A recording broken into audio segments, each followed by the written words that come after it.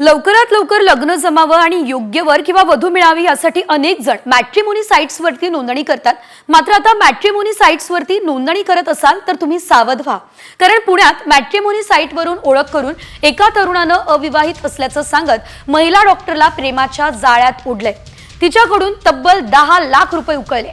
त्यानंतर त्यानं लग्नास नकार दिला। त्यामुळे धक्का बसलेल्या महिला डॉक्टरने स्वतःच्या क्लिनिकमध्ये विष प्राशन करून आत्महत्या केली।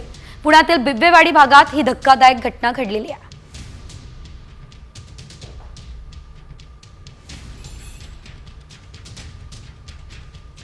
मुलानं आपण बिब्बेवाडी परिसरामध्येच नवीन दवाखाना टाकूया, त्यासाठी मला पैसे लागतील असं म्हणून मुलीकडून पैसे घेतले। जवळपास 20 लाख रुपये मुलीच्या अकाउंट मधून